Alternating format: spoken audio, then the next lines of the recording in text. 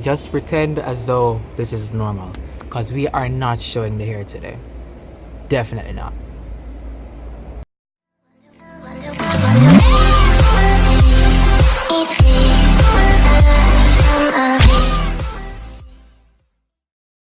Guys, welcome back to my channel. For today's video, it's in the title, but I'm just gonna say it again because that's what all YouTubers do. I'm going to be giving you guys a couple art hacks for school, because see, no one ever gives you a art hack that you can actually use in school, something that you can use in any situation, and I'm about to share that with you right now. You're welcome. Hack number one is to cut a straw, as in any bendable straw, it doesn't matter. Cut a straw and place it onto your paintbrush. That way you'll protect your bristles. The hard part is really getting the straw on it afterwards. Like it's a bit harder to put it on, but as soon as you get it on, you just slide it on, right? And boom. Why does this make sense, you might ask?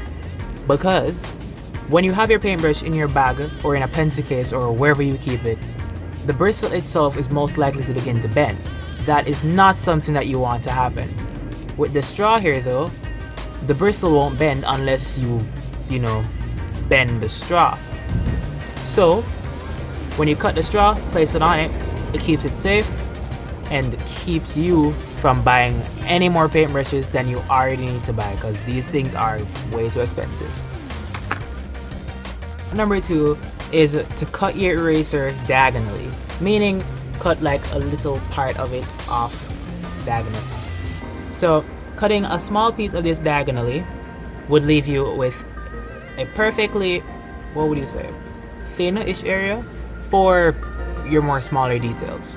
To do this, yes, get something that's sharp and cut the eraser diagonally. You can make guidelines if you want, but that's really just if you extra and you don't believe that it's easy to just cut that line easily.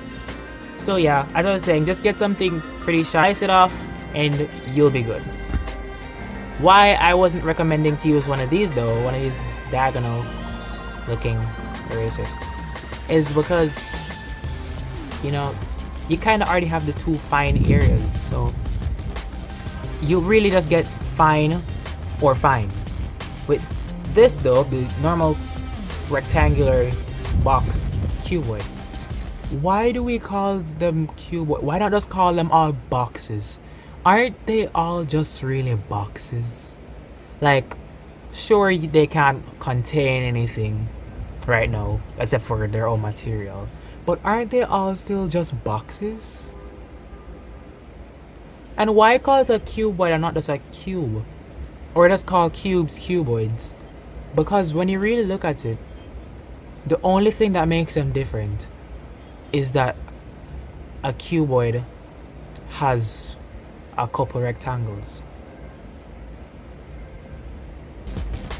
Anyways, with this one, when you cut that diagonally, you get one perfectly thin side, that same side that this would give you, that diagonal edge, that cleaner side, you know what I'm saying?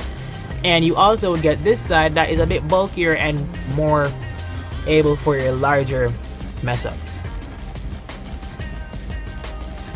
Number three is, if you do painting, instead of getting cups to rinse off your brush, try using a jar. Now, why does this make sense? I'm gonna just break this down real quick. So when you got them plastic cups, right? Firstly, one, they're disposable. You're gonna throw that away when you're finished, obviously. Two, you can't put that in your bag, because if you put that in your bag, it's gonna break, it's gonna crush, and you ain't want that. And three, who washes out a plastic cup? See, when you got a jar now, right? You can just drop this ish back in your bag, right? It fits perfectly in your bag actually, just saying. You have it everywhere. It's small. You have smaller ones, of course, but I just prefer this one. But yeah, you have smaller ones. You can get jars like literally this size. Drop that somewhere in your bag. It has a lid on it, so you can even leave water in it. It saves you a lot of time from finding a cup every time you're gonna paint. And yeah, and it's way easier to actually have a jar than to have a cup, because you're gonna lose a cup. But look, see, I can do this with a jar. A cup, if I have a cup in my bag, it's gonna end up crushing. And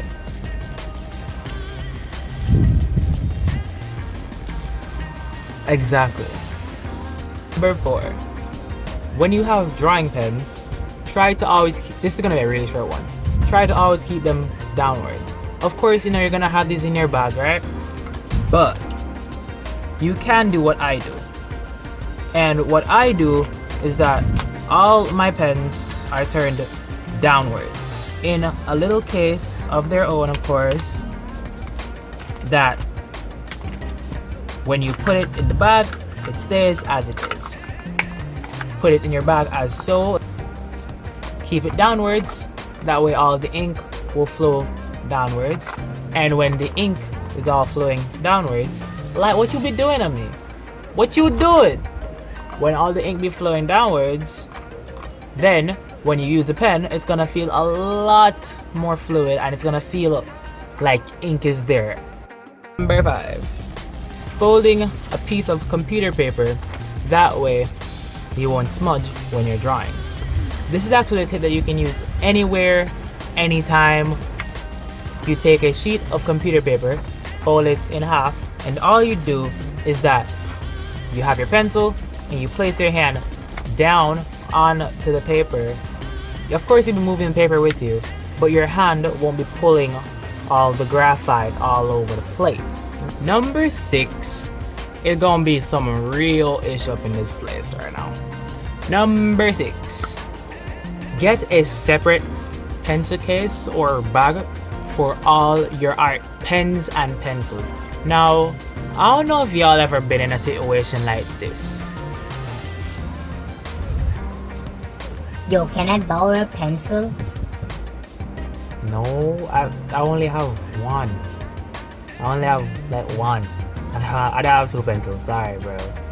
Yo, what you mean you don't have 2 pencils? You do art, don't you? Don't you do art? Now I can straight up see in your pencil case you have more than 5 pencils in there. Just lend me one. See, in cases like that, sure, you can still say no. But for my nice homies out there, you know you're gonna be like, you know, I don't want to lend you. I don't want to lend you. But, like, I don't want you, like, to not have a pencil. So the thing is that these people out here, right? I'm not gonna say everybody's like this, but just 99.999999999%, obviously, are like this. So you're gonna have a pencil, you're gonna be doing something with your pencil, and then they're gonna ask to borrow a pencil. And the second you lend them a pencil, it gone. It now come back. The pencil is no longer yours. The hell? See, for some reason, people have this idea that just because you're an artist, you'll have so many pencils, so many pens, and willing to share them. See, the thing is that artists, believe it or not, guys, have drawing pencils. Yes, they have drawing pencils, which means that the pencils are for drawing, meaning art, not for drawing a circle, not for writing, not for doing any crap that is not art. I will never forget the day I had one of these, right? Follow my own tips. I had one of these bad boys, and somebody had the nerve to come up to me and ask me to borrow one of these so they could write notes. Squeeze me? Notes? This is not for notes. You know what is for notes? This crap here. This is for notes. This is for writing crap. See, see this here, this pen here, this pen cost money. You know why it cost that much money? Because it was a specialized pen. It was made for my specialized needs. This pen up in this joint was made for anything I want to do. If I get angry and say, you know what, I'm gonna break this. Oh god, I almost broke it. Wow. If I get angry and say, you know what, I'm gonna break this pen. Let's try to not actually break this. Because I need it for school and it's Monday. Anyways. Break this pen, that's my business. It was made for anything I want it to do. And mainly, that's writing. This lovely pen right here was made for drawing. It's an illustrator pen. I ain't illustrating notes, I'm illustrating drawings. I don't need this to be written with. And worse, when they write with it, I'm not saying I'm lending anyone to write with it, but I see how people write with normal pens.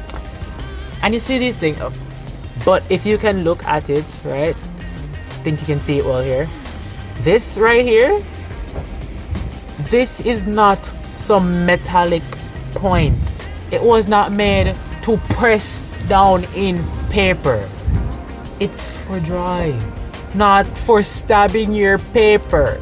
So why is I gonna lend you this so you can go destroy it? If you even give me back, I'm getting it destroyed. If I don't get it back, I'm just not getting it, which means I still lose a pen. Long story short, get a pencil case separate, because all them trifling people out there who say they be your friends are gonna come and say, yo, can I borrow a pencil, can I borrow a pen? And you need to ensure that your pencils and pens are in a separate pencil case from the one that you would ever have in class, because you don't want them to see your good, nice drawing pens and pencils, because those are for drawing.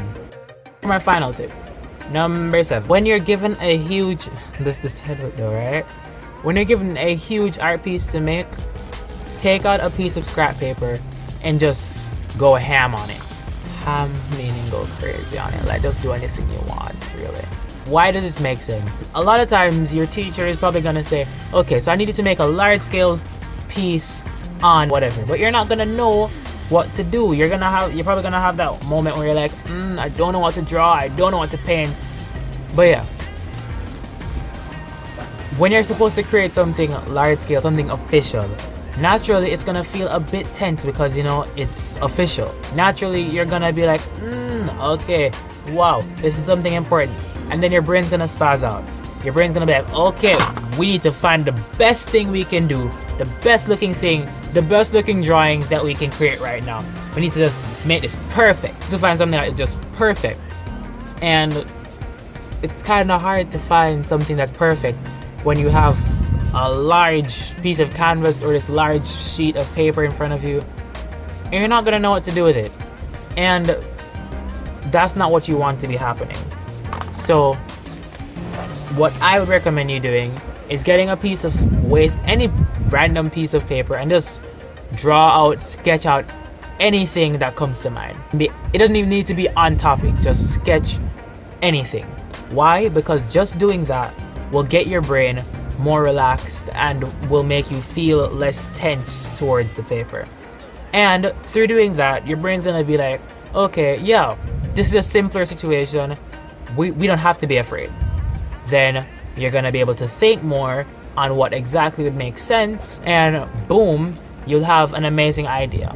Well, not necessarily an amazing idea, but you'll begin to formulate very good ideas in your mind.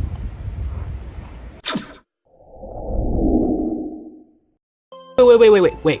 Don't go yet. Before you guys go, I just want you guys to know that, firstly, for the rest of September, I'm going to be making videos predominantly school-based. So if there's anything in school that you guys want me to show you guys that's kind of related to drawing or art, just let me know, like bio drawings, perspective, anything in art, and geo drawings, if that counts too, like land masses and countries and maps and whatever.